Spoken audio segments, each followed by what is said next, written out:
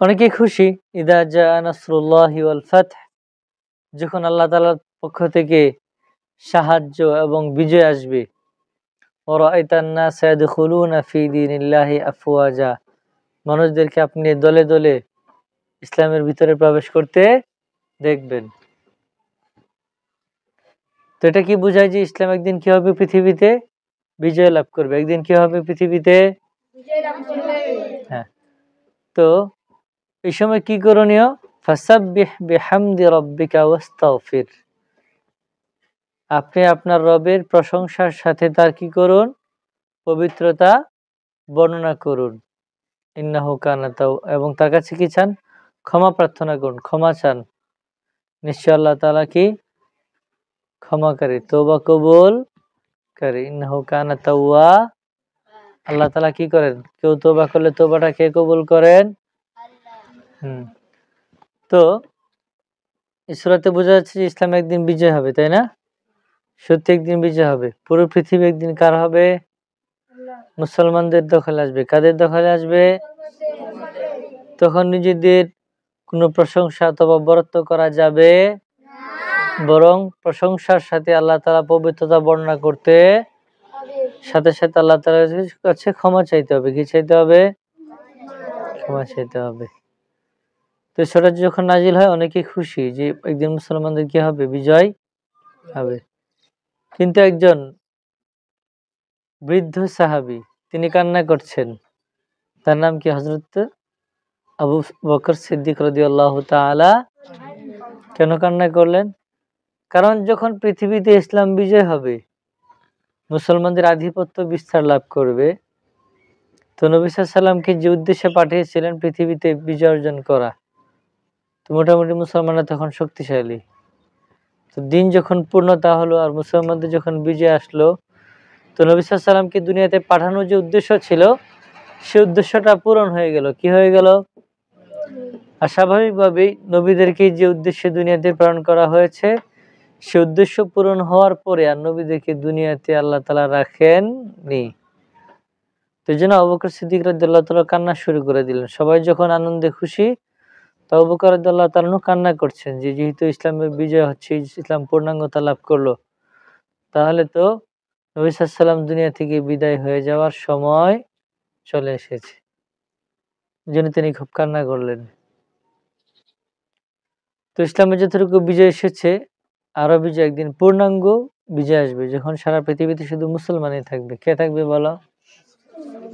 ঈসা আলাইহিস সালাম যখন দুনিয়াতে আসবেন, তখন ওই লড়াইয়ের মধ্য দিয়ে পৃথিবী থেকে সমস্ত ইহুদি, খ্রিস্টান, হিন্দু, বৌদ্ধ সকলেই মৃত্যুবরণ করবে। কি করবে? দাজ্জাল সহ, দাজ্জালের আধিপত্য সহ সবকিছু কি হয়ে যাবে? শেষ হয়ে যাবে। মুসলমানরা পৃথিবীতে ক্ষমতা লাভ করবে এবং সারা পৃথিবীতে যেখানে যাবে সেখানে কি মুসলমান আর মুসলমান। তারা এতটাই সুখীময় হবে, তাদের উঠানে যদি কোনো ফলের গাছ লাগাইতো, লাগাইতে দেরি হবে, ফল উঠতে কি হবে না? দেরি হবে না। পৃথিবীর সময় তখন খুব অতি সত্বর সময় ফুরিয়ে আসবে। কি হবে? সময়টা শেষ হয়ে আসবে। এই দিনটা যে কোনো সময় আসতে পারে, তাই না? খুব বেশি দূরে না, অনেক দূরে, হ্যাঁ, খুব কাছে। কিন্তু ওই দিন আসার পূর্বে, ওই সুখময় দিন আসার পূর্বে দাজ্জালের ফিতনা মানুষকে মারাত্মকভাবে গ্রাস করবে। তো ফিতনা থেকে যেন আল্লাহ তাআলা আমাদেরকে সবাইকে হেফাজত করে, বলো আমিন। এই জন্য একটা আমল করা, সেটা হচ্ছে সূরাতুল কাহফের প্রথম 10 আয়াত। এরপর আসেন আমাদের সূরাতুল কাফিরুন। কোন সূরা? সূরাতুল কাফিরুন। নবী সাল্লাল্লাহু আলাইহি ওয়াসাল্লাম যখন মক্কা মুকাররমায় দাওয়াত দিচ্ছেন, তো কাফের বেঈমানরা, মুশরিকেরা তারা ইসলাম গ্রহণ করে নাই। তো তারা বিভিন্ন অজুহাত দেওয়ার চেষ্টা করলো, বিভিন্ন পন্থা অবলম্বন করার চেষ্টা করলো, বিভিন্ন কৌশল, বিভিন্ন প্রস্তাব দেওয়া শুরু করলো। আমরা তো অনেকেই জানি, অনেক কিছু না। সূরাতুল কাফিরুন নাযিল হওয়ার প্রেক্ষাপট হলো নবী সাল্লাল্লাহু আলাইহি ওয়াসাল্লাম যখন মক্কাতে দাওয়াত দিচ্ছেন, কোনোভাবেই দাওয়াতকে দমানো যাচ্ছে না। তো কাফেররা প্রস্তাব দিল যে 1 বছর তুমি আমাদের মূর্তির ইবাদত করবা, আরেক বছর আমরা সবাই মিলে তোমার আল্লাহর ইবাদত করব। তো এই প্রস্তাব কখনো ইসলামে গ্রহণযোগ্য হইতে পারে না, বরং ইসলাম কুফুরির সাথে সমঝোতা করবে তো দূরের কথা, ইসলাম তো কুফুরকে মিটাইতেই দুনিয়াতে আসছে। ইসলাম দুনিয়াতে কেন আসছে বলো? কুফুরকে মিটিয়ে দিতে, কুফুর এবং শিরিককে মিটিয়ে দিতেই পৃথিবী থেকে আসছে ইসলাম ধর্ম আসছে। তো যে বিষয়টি, যে কুপ্রথা বা কুফুর শিরিককে পৃথিবী থেকে মূলোৎপাটন করার জন্য আসছে, এই ইসলাম ধর্ম তো আবার কখনোই কুফুর শিরিকের সাথে সমঝোতা করতে পারে, বিশেষ করে ধর্মীয়ভাবে কোনো সুলাহনামা, কোনো সন্ধিপত্র হতে পারে না। অন্যান্য বিষয় হিসাব আলাদা। তো আল্লাহ তাআলা জানিয়ে দিলেন যে আপনি বলে দিন, কুল ইয়া আইয়ুহাল কাফিরুন, হে কাফেররা, লা আ'বুদু মা তা'বুদুন, আমি যাদের ইবাদত করি, যার ইবাদত করি, তুমি তার ইবাদত করো, তোমরা তার ইবাদত করো। এই কথাটা আবার বললো, ওয়ালা আনতুম আ'বিদুনা, তোমরা ইবাদত করো না। ওয়ালা আনতুম আ'বিদুনা, তোমরা ইবাদত করো না, মা আ'বুদ, আমি যার ইবাদত করি। আর ওয়ালা আনা আ'বিদুম মা আ'বাদতুম, তোমরা যার ইবাদত করো, আমি তার ইবাদত কখনো করার মতও না। আবার বলেন, ওয়ালা আনতুম আ'বিদুনা মা আ'বুদ, আমি যার ইবাদত করি, তোমরা তার ইবাদত করো না। ধর্ম নিয়ে কোনো সন্ধি চলে না। এই জন্য আল্লাহ তাআলা কি বলেন, লাকুম দীনুকুম ওয়ালিয়া দীন, ধর্মের বিষয়ে তোমার ধর্ম তোমার, আমার ধর্ম আমার। ধর্মের মধ্যে কোনো সন্ধি চলে, মনে থাকবে। এই জন্য কুফরকে মূলোৎপাটন করা, শিরিককে মূলোৎপাটন করা, পৃথিবী থেকে শিরিককে উঠিয়ে দেওয়া। শিরিক যে করে তাকে না, এই শিরিক, কুফর শিরিক যে করে তাকে দুনিয়া থেকে উঠিয়ে দেওয়া না, তাকে হেদায়েতের জন্য দাওয়াত দেওয়া, দোয়া করা। সে যে ভুল পথে আছে, সেই পথ থেকে তাকে কি করা? বারণ করা। ভুল পথ থেকে সরিয়ে তাকে সঠিক পথে পরিচালিত করা, এটা মুসলমানের দায়িত্ব। কাজের দায়িত্ব, মনে থাকবে ইনশাআল্লাহ। তো এখন আমরা সূরাতুল কাফিরুন পড়বো। কি পড়বো? সূরাতুল কাফিরুন। ধরেন, সূরাতুল কাফিরুন মাক্কিয়াহ, বিসমিল্লাহির রহমানির রহিম,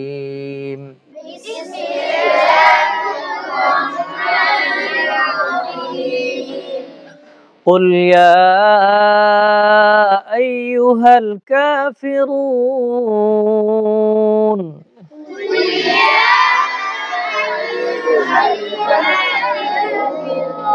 قفا টুবুশা, قل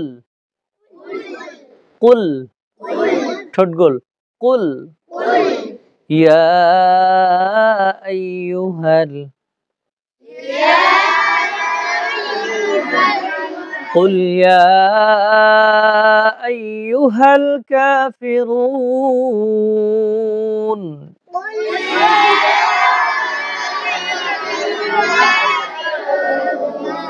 আরেকটু জোর চাই, قل يا أيها الكافرون،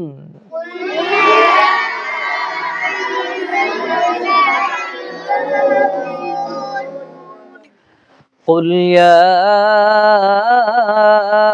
أيها الكافرون،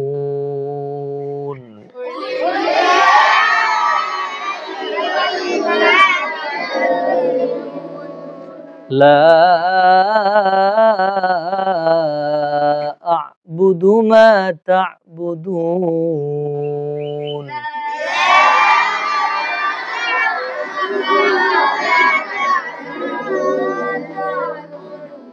জোরে, لا أعبد ما تعبدون،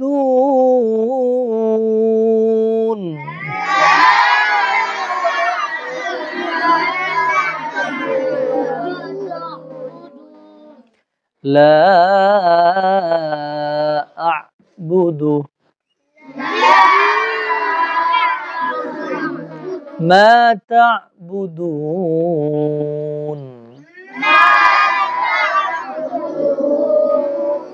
لا أعبد ما تعبدون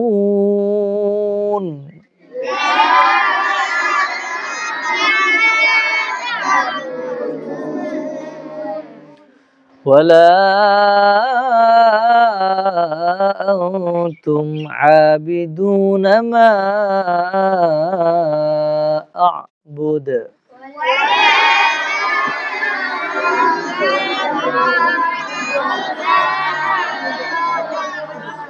ولا أنتم عابدون ما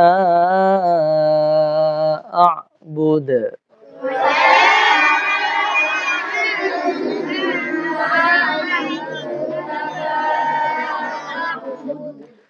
ولا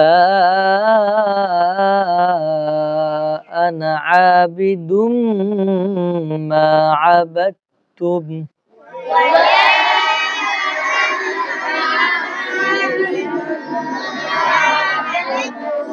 ولا أنا عابد ما عبدتم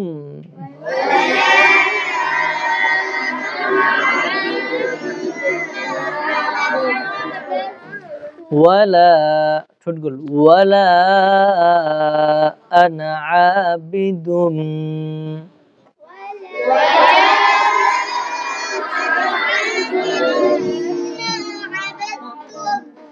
বাকিটা বলেছিলাম এ আনা কি লম্বা হবে কেন 4 আনা টানা বাকি আনা টানতে মানা কি আনা বা আনা বু আনা মিলা আনা সিয়া এই 4টি আনা ছাড়া বাকি কোনো আনা লম্বা করা যাবে না 4 আনা টানা বাকি আনা টানতে মানা বলেন ولا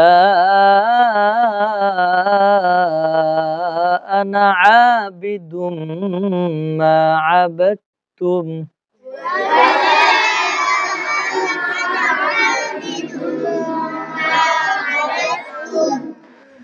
ولا أنا عابد ما عبدتم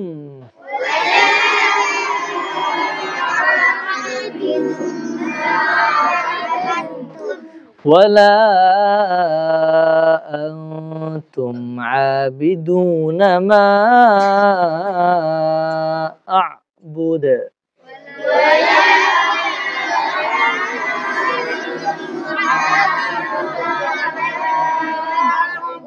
ولا أنتم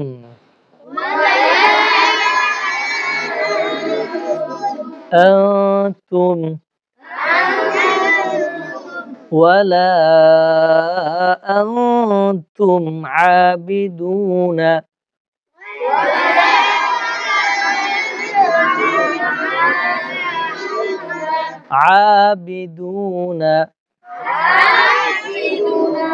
ما أعبد ولا أنتم عابدون ما أعبد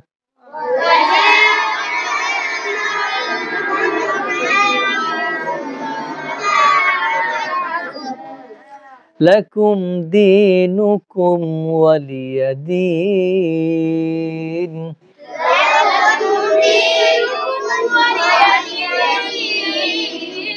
لكم دينكم لكم دينكم ولي دين لكم دينكم ولي دين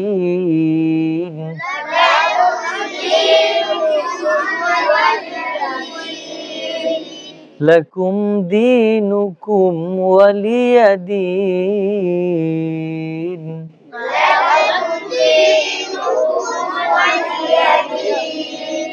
সাদাকাল্লাহুল আযীম।